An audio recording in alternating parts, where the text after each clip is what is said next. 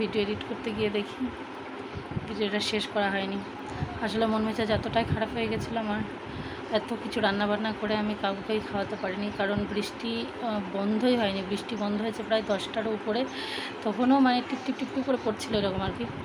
তো যতজনকে নিমন্ত্রণ করা ছিল সবাই অবশেষে ক্যান্সেল করে দেয়, কেউই আসতে পারেনি। তো মন মেজাজ খুবই খারাপ, মানে এত কিছু রান্নাবান্না সত্যি খুব মানে মন থেকে যত্ন সহকারে রান্নাবান্না করেছিলাম, কারণ এর আগের বছর আমি অসুস্থ ছিলাম, এর আগের বছর ছিলাম আমি হসপিটালে। তো এর আগের বছর হসপিটালে ছিলাম, তখন তো বাঁচবো কি এটাই ঠিক ছিল না। তো ভেবেছিলাম যদি বেঁচে থাকি ফিরি বেশ পরের বছর মেলাটা খুব ভালো করে মানে মন থেকে আর কি পার্টিসিপেট করব, আনন্দ মজা করবো এই আর কি। তো সেই হিসাবেই অনেকজনকে বেশ পরিচিত মানুষদেরকেও বলেছিলাম যে সবাইকে একটু খাওয়াবো, বেশ ভালো লাগবে, দিনগুলো হই হই করে কাটাবো।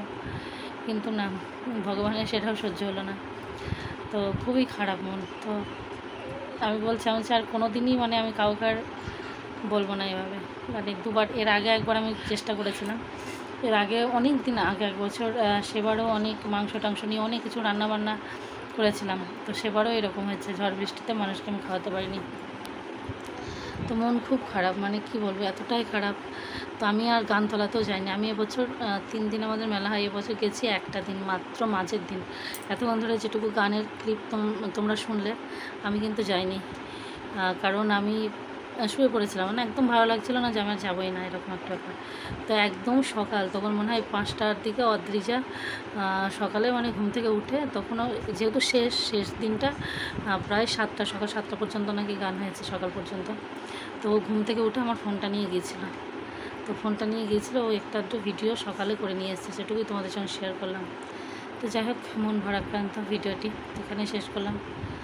চলো, ভালো থাকলে আবার সামনের বার দেখবো, জানি না উপরওয়ালার কি মর্জি আছে।